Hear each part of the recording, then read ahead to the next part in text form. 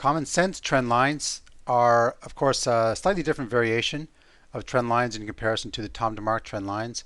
But once again, they offer an angular level of support and resistance to the market. And what we're going to do is look here at how some different ways that they can be applied and some different principles and applications that we can use in our view of how to use them to assist in our trading. Just a couple of comments on common sense trend lines for you to review, and I just want to have a look at the bottom one here. Common sense trend lines help to map out a graphic image of the chart, which helps the trader to identify market behavior and price patterns. And we're going to have a look, of course, more closely at this, but what trend lines will do is they'll simply give you a nice defining image of what is happening in the market to help just assist in your analysis in combination with your other tools. Here again is just a roughed out image of what we want to look for in the market. Is we want to see the market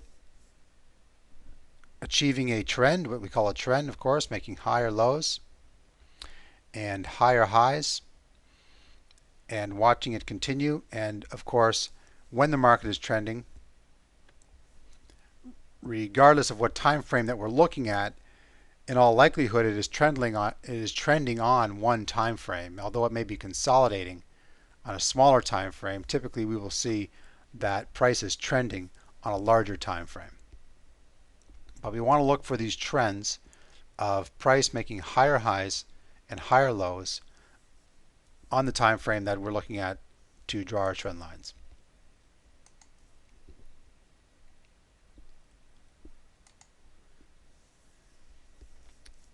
There are three basic trend lines that we're going to look at applying in the market, and one is a short-term trend line, which is typically the trend line that is nearest to the market, which is a trend line that moves from the previous 2 or 3 lows nearest to current market price. The medium-term trend line, is a trend line that we will typically see over the medium term that may not join the last couple of lows, but is a trend line that makes sense to us on a more medium-term time frame. And as well, we will be looking at long-term trend lines, which are typically drawn on the longer-term charts, like the 4-hour or the daily chart. So typically we'll see a short-term trend line drawn on a 15-minute, 30-minute, or 1-hour chart, whereas a medium-term trend line we'll see on a 60-minute or 2-hour chart and maybe a 4-hour chart. And the longer-term trend lines we'll look at on a 4-hour daily and weekly chart typically.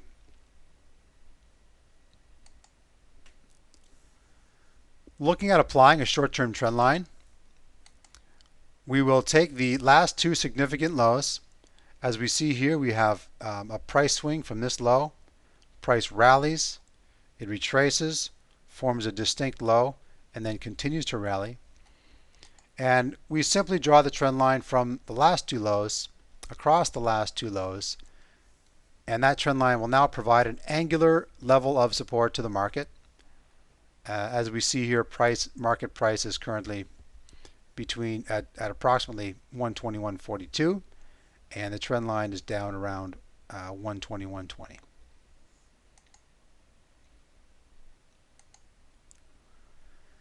A medium-term trend line. Here you see we have a 2-hour chart pulled up, and the medium-term trend line, as we see the short-term trend line pulled across the last 2 lows. The medium-term trend line is pulled across preceding lows. As we see here, if we pulled the trend line from this low to this low and extended it forward, at this time price bounced again at the trend line and continued upwards. Another medium-term trend line could be drawn across the lows which preceded the previous medium-term trend line, and there are no real specific number of medium-term trend lines that we can apply. What we're simply doing here is we're just simply trailing the market with trend lines, because at some future date these trend lines could come into play relative to current price action, as specific patterns may be forming, or convergences may be forming at that point as well. And we've just put in a long-term trend line here based on this time frame, but typically we would have to scroll down to a 4-hour or daily or weekly chart to get a view of the real long-term trend line that currently exists on this chart, or on this currency cross. This is more reflective of a longer term trend line, as we see prices pulled across these two distant lows on the bottom of the chart. We're covering 6 weeks of data, or 6 weeks of price action for this, to establish this long-term trend line. And you can see we're trading off of or placing this tool onto a 4-hour chart.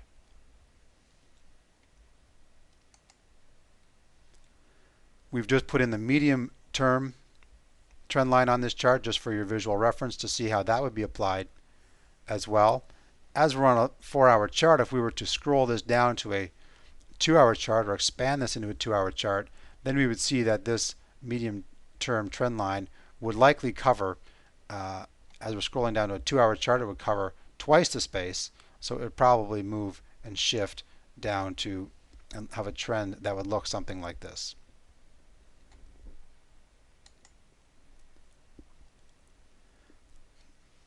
Please remember to read the notes in your book when you review these materials, as they give a summary of what we've discussed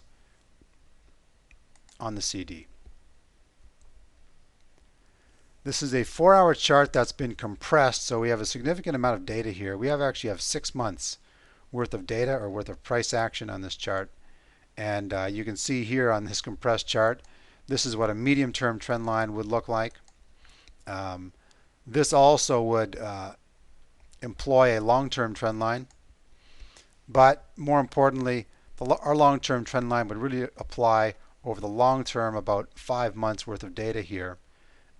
As prices working to continue upwards, this long-term trend line may come into play somewhere down the line, but we simply are drawing it where it makes common sense, and that is the lowest low on the page, and extending it out across the major lows on the page.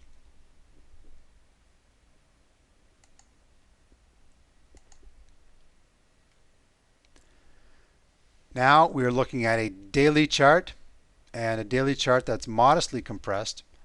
We are simply taking the most significant lows on the page, these two lows from August and from March, extending the trend line across the lows out into the future.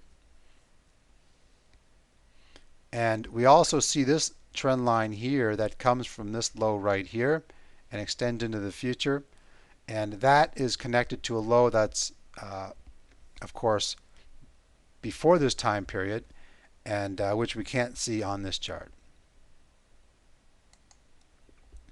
Now we see it on this chart that this is where that trend line has come from. You see this trend line that connects these two lows, these two lowest lows on the page. Now if we go back, this is what it looks like as it extends into the future.